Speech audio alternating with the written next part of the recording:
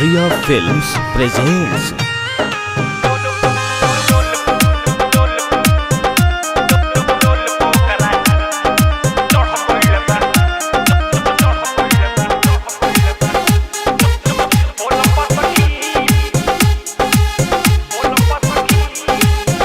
मर्दा बा हमर बकलोल जबर के रोला रे सखी कहनी चोली लइह तो लाइल बा खोला रे सखी।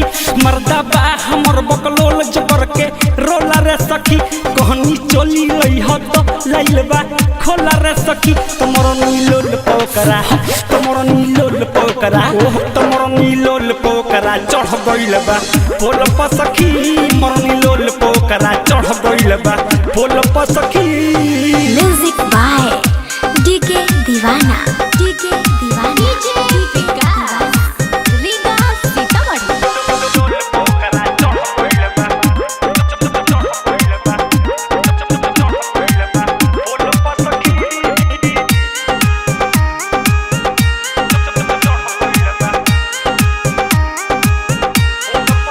हो मन कह दे कि ठीक धोके ठीक कई दी बहरा चाहे ना के तनो सखी रहे खहेदी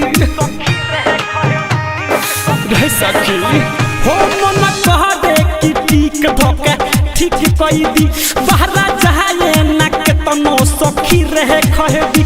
कैसे रही ओकरा पतू बोल रे सखी ओकरा बतिया के ना बा कोनो मोल रे सखी। तमरो नीलोल पोकरा तमरो नीलोल पोकरा तमरो नीलोल पोकरा चढ़ गइल बा पोल पर सखी मरो नीलोल पोकरा चढ़ गइल बा पोल पर सखी।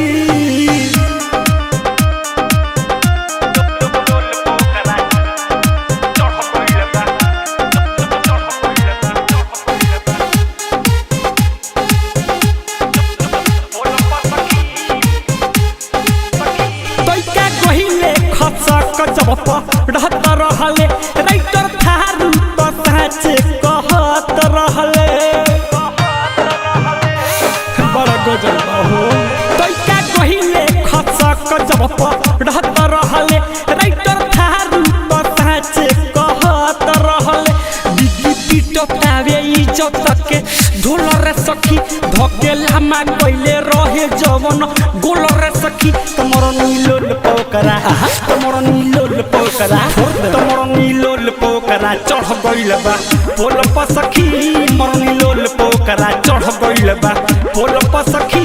मर्दा बा हमर बकलोल जबर के रोला रे सखी कहनी चोली लइह तो लाइल बा खोला रे सखी। तमरो नीलोल पोकरा तमरो नीलोल पोकरा तमरो नीलोल पोकरा चढ़ गइल बा पोल पर सखी मरो नीलोल पोकरा चढ़ गइल बा पोल पर सखी।